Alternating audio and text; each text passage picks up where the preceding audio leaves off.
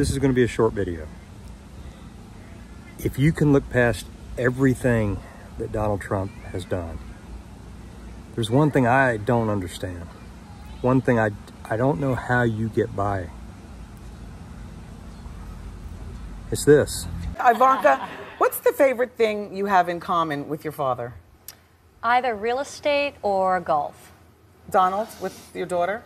Well, I was going to say sex, but I can't relate that. If Ivanka weren't my daughter, perhaps I'd be dating her. You know? Stop it! Oh, it's so weird! How do you square that up?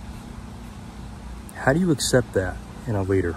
Well, it's simple, Dave. It's because they're mindless people. It's because a lot of them, I guess, also want to bang their daughters. I guess it's because they have abandoned all standards if they ever had them, because they like a leader that's a rabble-rouser, trash talker, racist, homophobe, anti-Semite, bigot, who is also a traitor to the country. It's their favorite kind of leader. They like a leader that does all the things leaders shouldn't do, like be against the very country they're leading, and that stuff they don't want to give up, all of that stuff I just listed. And even if he wants to bang his own daughter, that's a plus in many of their eyes, you know? They think he's her father, and he gets to make the rules. What is their opinion? You ask a very good question, sir. This is, of course, not from today. It's from 1996.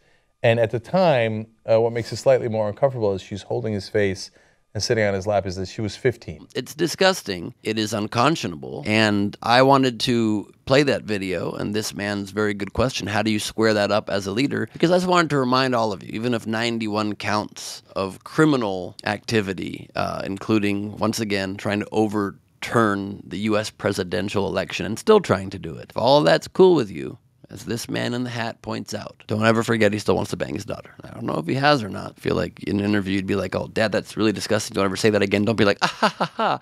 But I'm not speculating. But it is clear, without need for speculation, he definitely thinks about it a lot and wants to do it. And that is really, really gross. If Ivanka weren't my daughter, perhaps I'd be dating her. You know? Stop it! Oh, it's so weird! If you claim you're a religious person or care about biblical values, let this pastor, instead of me, remind you of some of the things that make Trump the exact opposite of Jesus, who, by the way, was one of the great Jews. The values of Jesus, I believe, are universal values. They're values represented in every major faith, culture, and tradition. They're the values of what it simply means to be good and decent and to work for a good world for everyone. Donald Trump literally represents the opposite of everything Jesus stands for.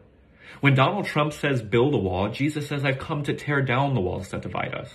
When Donald Trump says I'm going to cage up the immigrants at our borders, Jesus says welcome the immigrant and the stranger.